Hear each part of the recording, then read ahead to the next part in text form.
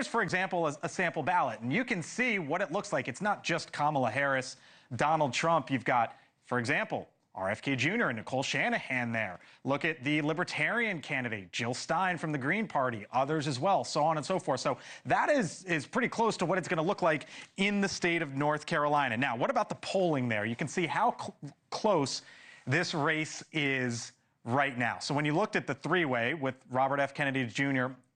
In that state, you see he picks up 3%.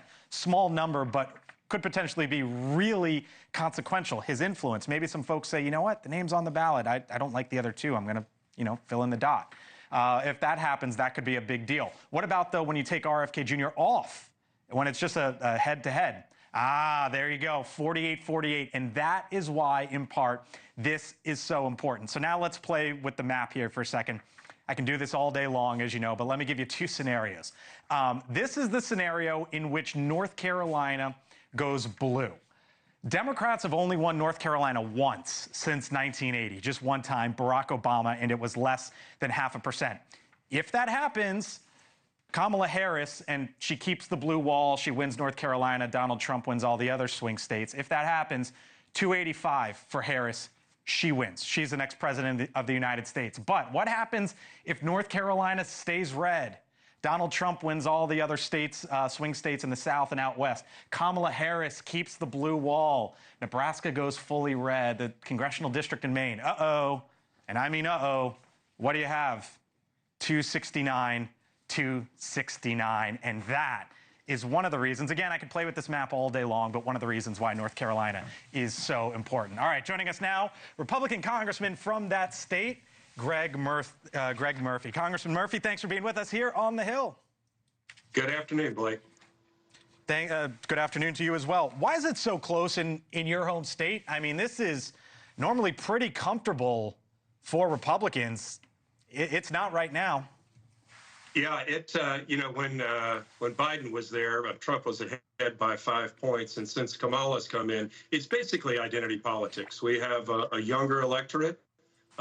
Kamala has not come out really and said anything of any policy. If you look at the economy, people want Trump. If you look at the border, they want Trump. If you look at inflation, they want Trump. We have a younger base, and there's also a larger African-American contingent.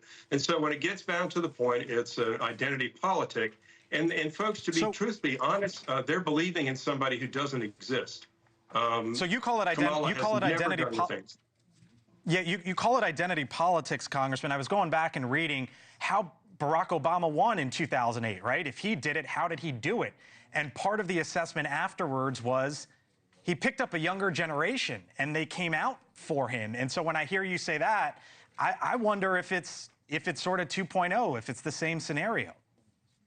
Well, I wouldn't say that, Blake, because Barack Obama came with a message. He came with he did news reports. He did press reports. He actually had a message. He talked about certain things. And Kamala has come out of the gate, never done really anything. She was the lowest ranked vice president in our nation's history, and she was the second most liberal senator in the history. So there is a history of not being accepted, not having good ratings. And she's just walking in because she's a woman.